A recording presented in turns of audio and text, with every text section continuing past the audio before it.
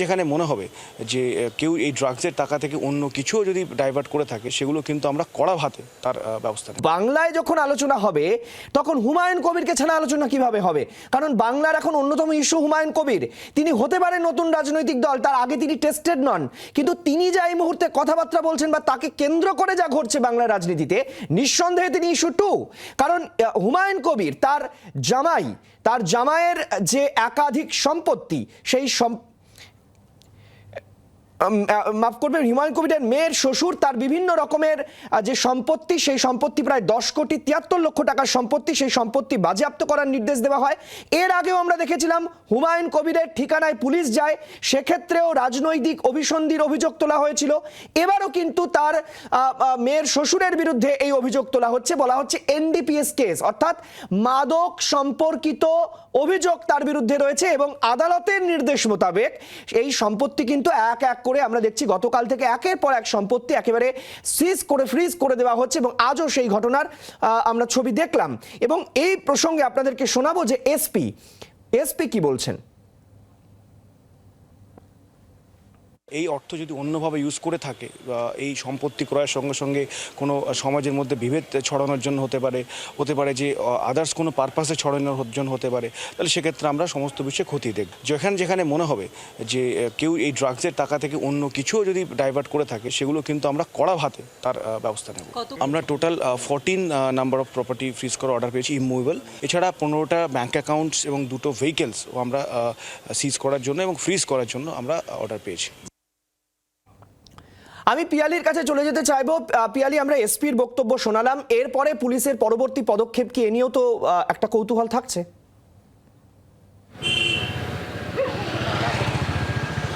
একেবারেই দেখো, দুটো আজকে তুমি জানো যে গতকালকেই অর্ডার হবার পর কালকে তারা 3টে প্রপার্টি ফ্রিজ করেছিল। আজকে সারাদিনে তারা 6টা প্রপার্টি ফ্রিজ করেছে। যে প্রপার্টিগুলোর মধ্যে একটা দোকান, সেটা হুমায়ুন কবিরের মেয়ের নামেই রয়েছে, যে দোকানটা ভাড়া দেওয়া রয়েছে সেই প্রপার্টি আজকে তারা ফ্রিজার নোটিশ সেটা তারা পৌঁছে দিয়েছেন।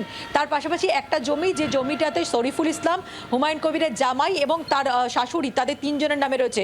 এছাড়া আরও আমরা জমি দেখলাম যেটা হুমায়ুন কবিরের জামাইয়ের নামে রয়েছে, অর্থাৎ শরীফুল ইসলামের ছেলের নামে রয়েছে, এবং আরও রায়ানের নামে রয়েছে, এবং আরও আরেকটা জমি সেটাও রায়ানের নামে রয়েছে।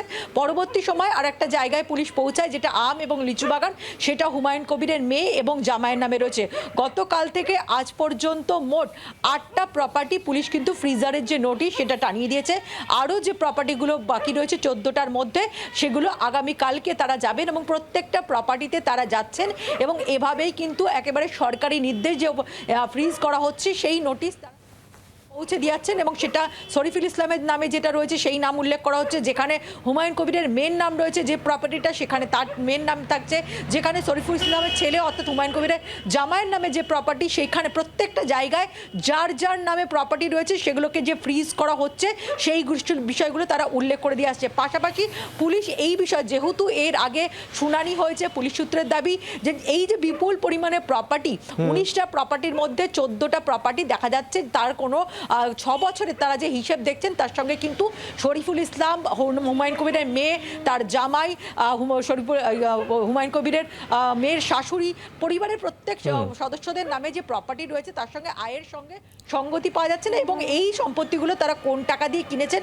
তার সদুত্তর তারা হিয়ারিংয়ের সময় বলতে পারেনি। ফলে এই বিষয়ে জিজ্ঞাসাবাদ করার জন্য এই পরিবারের সদস্যদেরকে আবারও জিজ্ঞাসাবাদ করা হতে পারে, তলব করা হতে পারে ফিনান্সিয়াল যে ইনভেস্টিগেশন সেই মামলা সূত্রদের। যদিও বারবার করে হুমায়ুন কবির তার পরিবারের সদস্যরা তারা বলছেন যে এটা চক্রান্ত এবং হুমায়ুন কবির রাজনৈতিক অভিযোগ তোলা হচ্ছে। পিয়ালি, আমরা সেই ছবি দর্শকদের কাছে, সেই অভিযোগও দর্শকদের কাছে তুলে ধরেছি। অনেক ধন্যবাদ পিয়ালি আমাদের সঙ্গে থাকার জন্য। বাংলার আওয়াজ, বাঙালির আবেগ, জি 24 ঘন্টা।